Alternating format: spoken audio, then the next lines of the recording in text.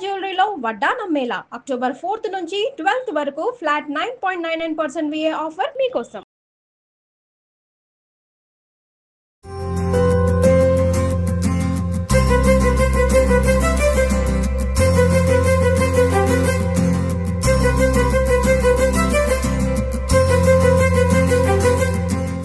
Suman TV ప్రేక్షకులందరికీ దీపావళి శుభాకాంక్షలు.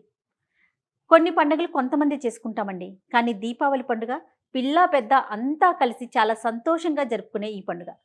అయితే ఈరోజు నేను సుమన్ టీవీ కిచెన్లో ఉన్నానండి.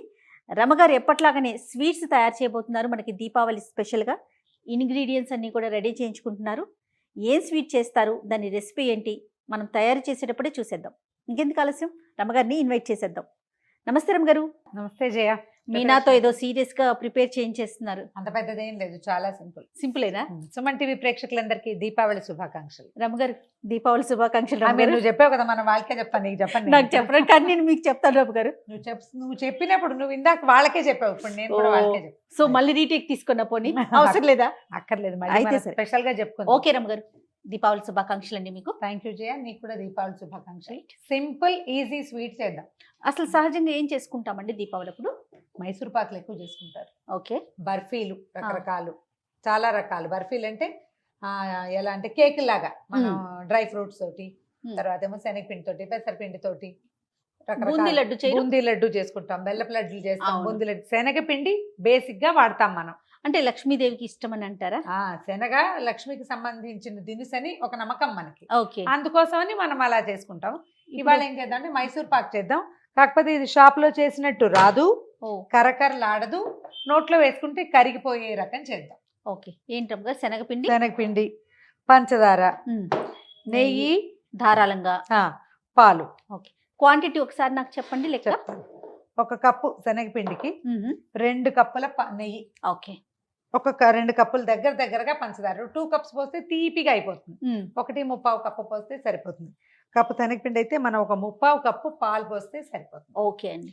ఈ పాలు పోయటం వల్ల ఇది కొంచెం స్మూత్ గా మృదువుగా వస్తుంది. నోట్లో వేసుకుంటే డెఫినెట్ గా కరిగిపోతుందండి. షాప్ లో లాగా కరకరలాడుతూ హోల్స్ తోటి మాత్రం రాదు. ఆ స్టైల్ కాదు, ఇది బర్ఫీ స్టైల్లో చేసుకుంటాం. ఒక్కసారి ప్రాసెస్ ఒకసారి చెప్పేస్తారా?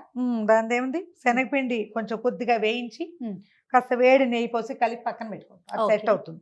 పంచదార పాలు పోసి పాకం పట్టుకుంటాం. ఒక తీగ పాకం వచ్చాక ఈ కలిపి పెట్టుకున్న శనగపిండిని అందులో పోసేసి తిప్పడమే. ఒక 20 నిమిషాలు, మొత్తం మీద 20-25 మినిట్స్ లో తయారైపోతుంది, స్వీట్ వచ్చేస్తుంది. సూపర్. స్టార్ట్ చేద్దామా? మీరు ఇంట్లో ఏం చేస్తారండి ఫెస్టివల్ కి? ఇది చేస్తాను. ఇదా? ఖచ్చితంగా మైసూర్ బర్ఫీ. మరి దీని పేరు మీరు పెట్టావు? బర్ఫీయే. Okay. Mouth melting Mysore pak అనండి. ఓకే. నోట్లో కరిగిపోయేది. 1 కప్పే చేస్తున్నానండి. ఇవి కూడా మనకి చాలా ముక్కలే అవుతాయి. ఈ పని మొదలు పెట్టుకునే ముందే మనం ఏం చేయాలంటే ఒక ప్లేట్కి కొంచెం నెయ్యి రాసి పక్కన పెట్టుకోవాలి. మధ్యలో అది మర్చిపోతే ఇబ్బంది అవుతుంది. ఓకే. ముందు 1 కప్పు శనగపిండి తీసుకున్నాం కదా, దీన్ని కొంచెం బాగా జల్లించేసేయండి. ఫ్రిడ్జ్ లో ఉన్నది, పాతది, డబ్బాలో ఉన్నది వాడుకోవద్దు. ఫ్రెష్ చేయదలుచుకున్నప్పుడు ఆ రోజు కొనుక్కుంటేనే బాగుంటుంది, సరిపోతుంది. ఇది ఏదైనా వాసన తేడా వస్తే రుచి లోపం వచ్చింది. ఏదైనా ఒక గరిటెందుకు, చిన్నది గరిటె ఇవ్వనా, స్పూన్ ఇవ్వనా? స్పూన్ లాంటిది. ఓకే. ఓకే. కొద్దిగా వేయిద్దాం దీన్ని. చాలా ఎక్కువ అంటే డ్రై గానే వేయించాలి, అంటే ఎక్కువ వేడిగా మన బాగా వేగిపోవాల్సిన అవసరం లేదు. కొంచెం అలాగా ఇది డ్రైగా అవ్వాలన్నమాట. మనం కొంచెం వేడి చేసుకుంటున్నాం, కొంచెం వేడి నెయ్యి కావాలి. ఆ వేడి చాలా ఆపేద్దాము. దీన్ని ఏం చేద్దామంటే స్టవ్ వెలిగించి డ్రై మూకుడులోనే ఒక 2 నిమిషాల పాటు వేయించండి. ఇది పొడిగా అయితే బాగా వస్తుంది అన్నమాట. జస్ట్ అంటే ఇది ఎర్రబడాలి, మంచి గుమగుమలాడే వాసన రావాలి, ఆ గోల ఏం లేదు. జస్ట్ అలాగా వేయించాలి అంతే. రమగారు పండగ రోజు చేసుకుంటారా మీరు? ఒక రోజు ముందే చేస్తాను చెయ్య. అంటే పండగ రోజు అంటే లక్ష్మీ పూజ పెట్టుకుంటారు కదా, అవునవును, అప్పుడు చేసేస్తా. సాయంకాలం నివేదనకి నేను మామూలుగా లడ్డూలు కొనుక్కొస్తారు మా వాళ్ళు. చాలా రకరకాల లడ్డూలు తెస్తారు, బెల్లం లడ్డు, పంచదార లడ్డు, అందులో డ్రై ఫ్రూట్ లడ్డూలు అవి కూడా తెస్తారు. నేనేం చేస్తానంటే ఇంట్లో నివేదన కోసం తప్పకుండా కొంచెం చిన్న గ్లాసు 10-15 ముక్కలు అయ్యేలాగా అప్పటికప్పుడు చేసేస్తాను. సాయంకాలం ఒక పావు గంట పని. నేనంటే షాప్ లో లాగా వస్తుందని క్లెయిమ్ చేయను, నాకు రాదట. అదే ఎప్పుడు అంటారు కదా, ఏదో కావాలి, అదంతా అంత ప్రతిభ లేదు మనకి. అందులో కలిపే ఇంగ్రీడియంట్స్ వేరుంటాయి రమ్మగారు. షాపుల్లో అనేసరికి వాళ్ళు బిజినెస్ మోటోతో చేస్తారు కదా, మనం ఇంట్లో చేసుకునేది వేరు, షాప్ లోది వేరు కదా. నేనేం చేస్తానో ఇప్పుడు అదే చూపిస్తారు మీరు అంతే. నెయ్యి కమ్మటి వాసన వస్తుంది. కొద్దిగా వేగితే చాలు. ఇది ఒక 2-3 నిమిషాల పని అనుకో. ఓకే. మనం ఎందుకు జల్లించామంటే ఇందులో ఏమైనా ఉండలు గచ్చకాయలు చిన్న చిన్నవి పప్పులు గిప్పులు ఉంటే అవి పోవడానికి. అప్పుడే శనగపిండి కూడా రెడీ. ఇప్పుడు ఏం చేద్దామంటే ఆ వేడి నెయ్యి పోసి తినమో అంటే వేడి నెయ్యి పోసి ఇందులో కొద్ది పోయినా నేనే పోసుకుంటా. సగం నెయ్యి, ఒక కప్పు నెయ్యి పోస్తే చాలు. ఇందులో స్టవ్ మీదే ఉంచండి. స్టవ్ ఆఫ్ చేసుకొని పోస్తున్నారు. అంటే ఈ వేడి ఎక్కువ వేడైందని చేస్తాను కానీ అక్కర్లేదు. సగం పోసాను, మిగిలిన సగం ఉంది. ఇది మెల్లిగా ఉండలు లేకుండా కొద్దిగా అలాగే పొయ్యి మీదే ఉంచితే ఏంటంటే ఉండలు లేకుండా అయిపోతుంది, కరిగిపోతుంది. మన స్టవ్కి గిన్నెకి లంగర అందట్లేదు మనకి, అందుకని దీన్ని పక్కన పెట్టేద్దాం. కరిగిపోయింది చూడు. ఓకే. ఇది మనం పక్కన వదిలేస్తే మన మిగిలిన పని అయ్యే లోపల ఇది రెడీ, ఇది రెడీ సెటిల్ అవుతుంది. సెటిల్ అవుతుంది. నెయ్యి తీసి పక్కన పెట్టుకుందాము. దీన్ని ఆ స్టవ్ మీదకి మార్చేద్దాం. ఓకే. కరగబెట్టేసాం కదా, పూర్తిగా వచ్చేసింది చూడు. ఉండలు లేవు, ఇంకేమి లేవండి. ఇప్పుడు ఏం చేద్దామంటే ఒక వెడల్పాటి పాత్ర తీసుకుని మనం ఏ పాత్రలో మైసూర్ పాక్ చేయదలుచుకుంటున్నామో అది పెట్టేసుకోండి. మందపాటిది ఏదైనా ఇత్తడిది వెడల్పాటిది కొంచెం అడుగు మందం ఎక్కువ ఉండేది పెట్టుకుంటే సరిపోతుంది. దీంట్లో కొలత ప్రకారం ఒక కప్పు శనగపిండి వేసాం కదా, 1.35 కప్పు పంచదార వేస్తున్నాను. ఓకే అండి. 2 కప్పులు వేసుకోవచ్చు, 2 కప్పులు అయితే ఎక్కువ తీపి ఉంటుంది. మీదే చాయిస్. కావాలంటే 2 కప్స్ వేసుకోవచ్చు, లేకపోతే కొంచెం తగ్గిస్తే దీంట్లో ఒక 3/4 కప్పు పాలు పోసాను. అంతే. పాల వల్ల తీగపాకం అన్నారా? తీగపాకం, ఒక తీగపాకం రప్పిస్తే సరిపోతుంది. పాలతో ఏంటమ్మ గారు? పాల వల్ల ఇది మృదువుగా వస్తుంది. ఇందాక నువ్వు తిన్నావు కదా, ఏం కావాలి? నేను తెచ్చింది చాలా బాగుందండి. ఆ స్మూత్నెస్ రావడానికి కారణం ఏంటంటే ఏది కావాలి? ఇది కొంచెం తేలిక పాలల్లో పంచదార కరగబెట్టేసి. నేను యాక్చువల్గా చూస్తే దాన్ని నాకు ఏమనుకున్నానంటే మైసూర్ పాక్ అనుకోలేదండి, కొబ్బరి బర్ఫీ చేసుకొచ్చారనుకున్నాను. మైసూర్ పాక్ అంటే జనరల్ గా మనకి ఇలా హోల్స్ గా ఉండి కరకరలాడుతూ వస్తుంది. దాంతో ఎల్లో కలర్ కనిపిస్తుంది రమ్మగారు. మనం బయట చూసే మైసూర్ పాకు ఈ ఎల్లోలో కనిపిస్తుంది ఇంచుమించుగా, కానీ మనం ఇంట్లో కలర్స్ అవి వెయ్యం కదా, రాదు. జస్ట్ పంచదార కరిగితే సరిపోతుంది. కరిగి మనకి ఇట్లా అలా రావాలి, వస్తే సరిపోతుంది. ఇది ఓకేనండి, సెట్ అయిపోతుంది. దాన్ని వదిలేయటమే ఏం కాదు, దాని దారిని అది ఉంటుంది. ఓకే. ఇది వచ్చేసింది చూడు, పాకం వచ్చిందా చూడు, తీగ వస్తుంది చూడు, ఒక తీగ, అదే ఒక్క తీగ చాలు. ఓకే. కనపడుతుందా? కెమెరాకి చూపించండి. పట్టుకోగలవా జయ? పట్టుకోలేవేమో, కాలుతుంది రమ్మగారు. సరే, పాకం వచ్చేసింది కదా. ఇప్పుడు ఏం చేద్దాం, స్పూన్ తీసేనా? అలాగా దీన్ని ఎత్తి దీంట్లో పోసేద్దాం.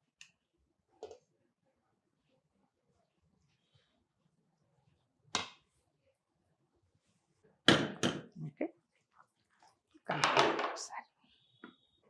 ఇది ఎంతసేపు ఉంచాలి రమ్మగారు? ఇది ఒక 1/2 గంట పడుతుంది చేయ. ఇందాకటి పని చాలా సింపుల్ గా అయిపోయింది కదా, అది 2 నిమిషాలు, ఇది 5-6 నిమిషాలు, 5 నిమిషాలు. ఇది కొంచెం టైం పడుతుంది.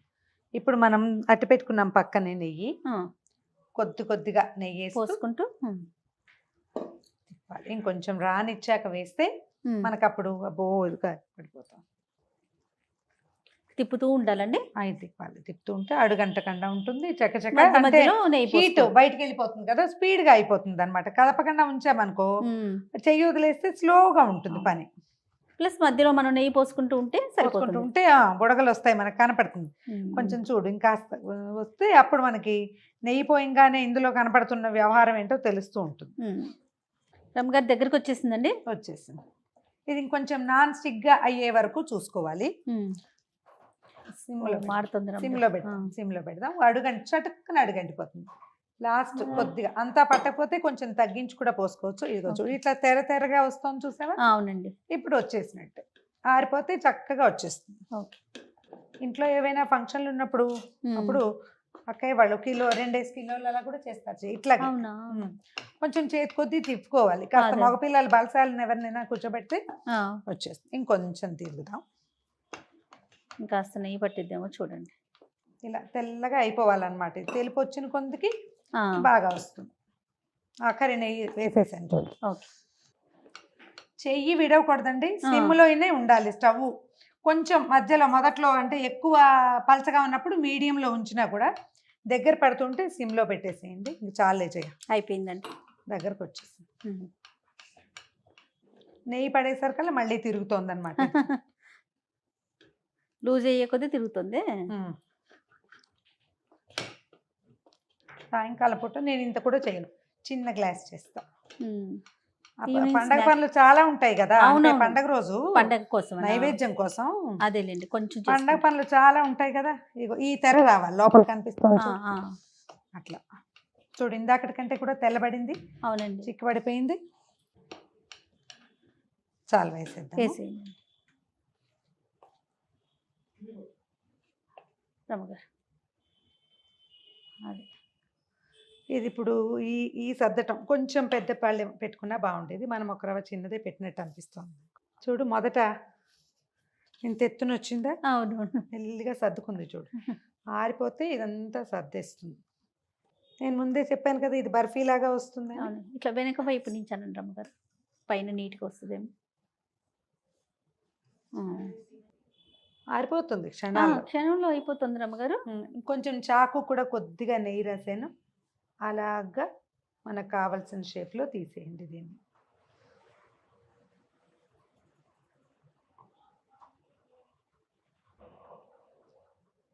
మనము ఇవి స్క్వేర్ టైప్లో ఉండే పళ్ళెలు లాంటివి కొనుక్కుంటే కనుక ఆ టైప్లో బాగుంటుంది. అంతా ఒకటే ఈవెన్గా ఒకే సైజులో వస్తాయన్నమాట. అప్పుడు నేను రౌండ్ ప్లేట్లో కదా వేసాను. అవునండి, మీకు బాగా చేతొస్తే డైమండ్స్ లాగా కూడా కోసుకోవచ్చు. నాకు స్క్వేర్లు బాగా నచ్చుతాయి, అందుకని నేను రెక్టాంగిల్ కాకుండా స్క్వేర్ కోస్తాను.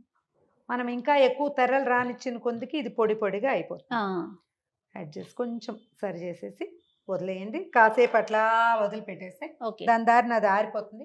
చల్లారాక మనం పళ్ళేను వెనక్కి తిప్పేస్తే ఏ ముక్క ముక్క విడివిడిగా వచ్చేస్తాయి. చక్కగా నిలవ ఉంటుంది. 2 కప్స్ నెయ్యి పోస్తేనే ఇలా నోట్లో కరిగిపోయేలాగా వస్తుంది. కొంచెంసేపు వెయిట్ చేద్దామా? మరి వెయిట్ చేద్దాం. ఇది ఊడి వచ్చేదాకా మనం వేరే పని చేసుకుందాం. రైట్. రమ్మగారు అయిపోయినట్లుంది. చల్లారిపోయింది చూడు. కొద్దిగా కదిపి వచ్చింది, కదిలిపోతాం చూడు.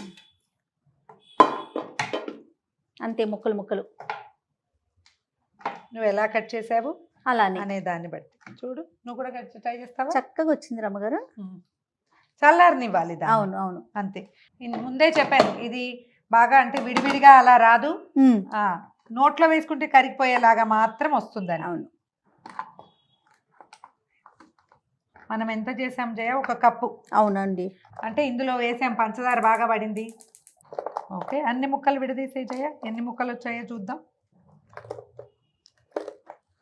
మరి ఇట్లా అనగానే వచ్చేస్తుంది. బాగుంది రమ్మగారు, సరదాగా ఉంది. అందుకే నీ చేతికి ఇచ్చాను. సరదా పళ్ళు నాక. అటు ఇటుగా ఈ సైజువి ఒక 34 ముక్కలు వచ్చినాయి. ట్రై చేసి చూడండి. ఈ మెథడ్ ఏంటంటే మనకి ఇళ్లలో ఆల్రెడీ అలవాటైన ప్రకారం ఒకటి ఉంటే ఆ రకము. ఇది కొత్తగా ఉంది, పాలు పోస్తే ఎలా ఉంటుందో చూద్దామంటే ఇది కూడా సింపుల్గానే వస్తుంది. అలవాటుగా చేస్తే మైసూర్ పాకు వస్తుంది. ఇలాంటివి చేసేటప్పుడు ఎప్పుడు చిన్న కొలతతోటి, పావు కప్పు కొలతతో చేసి చూస్తే దానికి కొంచెం ట్రై చేసి చూస్తే తర్వాత వచ్చేస్తుంది. ఏ పదార్థమైనా మైసూర్ పాకు కొంచెం కష్టం అంటారు కదా ఫస్ట్ చేసేవారికి. మనకి ఆ కరెక్ట్ గా ఎప్పుడు పోయాలో తెలియాలి. అది సెట్ అవ్వాలి. పోసాక దాన్ని గట్టిగా అదిమేస్తే ఇంత మాత్రం ఇలా గుల్లగా కూడా రాదు. కొంతమందికి సోడా వేసే అలవాటు ఉంటుంది.